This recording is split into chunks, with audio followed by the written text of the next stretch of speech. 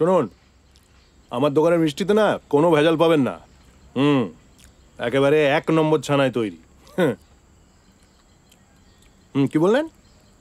Sponge rasgulla? না না, sponge রসগোল্লাটা আমরা বানাই না। হয়ে যাবে। কত পিস? 1000? ঠিক আছে, হয়ে যাবে। আপনি এক কাজ করুন, আপনি আধ ঘন্টার মধ্যে আমার দোকানে চলে আসুন, আমি আস।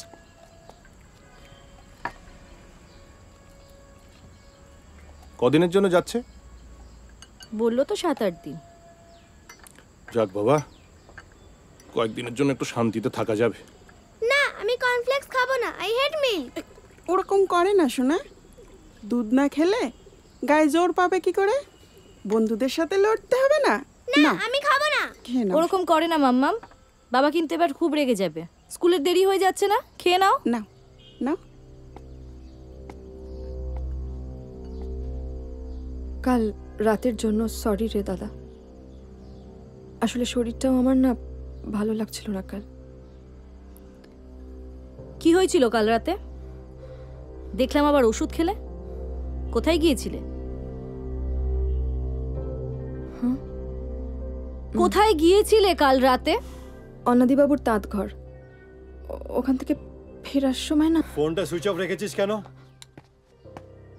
সকাল থেকে ফোনে ট্রাই করে যাচ্ছি, তোর সাথে ইম্পর্টেন্ট কথা আছে। চল আমার সাথে, চল। আরে কোথায় নিয়ে যাচ্ছিস? চল বলছি। কি ব্যাপার বলো তো? কাল বৃষ্টির মধ্যে অত রাত করে বাড়ি ফিরলো, আজ আবার সকাল হতে না হতে এসে হাজির।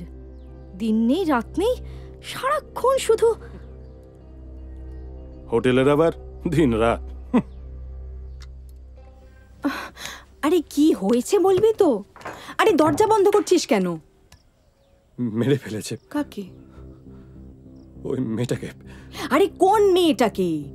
মোস্ট প্রবাবলি রেপ করে মেরে ফেলেছে। অনিদিদা ফোন করেছিল, ওনার পাড়ার মেয়ে।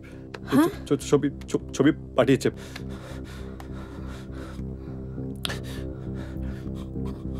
উনিশ বছর বয়স। কিছুদিন আগে এই ছবিটা তোলা। মেরে দিয়েছে? এবার বুঝতে পারছিস? আমরা যদি ইনভলভ হতাম তাহলে কত বড় বিপদ হতো। থ্যাঙ্ক গড, যা হয় ভালোর জন্যই হয়। ভালোর জন্য? হ্যাঁ, কোনটা ভালো? ওইটুকু একটা বাচ্চা মেয়েকে মেরে দিয়েছে আর তুই বলছিস ভালোর জন্য? তুই কি মানুষ? হ্যাঁ, তুই যদি তখন গাড়িটা থামাতিস রিশান, মেয়েটা বেঁচে যেত। হ্যাঁ, মেয়েটা বেঁচে যেত। হ্যাঁ, বেঁচে যেত তো। তুই ওর জায়গায় তুই মরতিস। বেশি বাড়াবাড়ি করিস না। যা বলছি মন দিয়ে শোন। যা দেখেছিস সব ভুলে যা, কাউকে কিছু বলার দরকার নেই। এখন যে সিচুয়েশন, থানা পুলিশ হলে আর রক্ষে থাকবে না।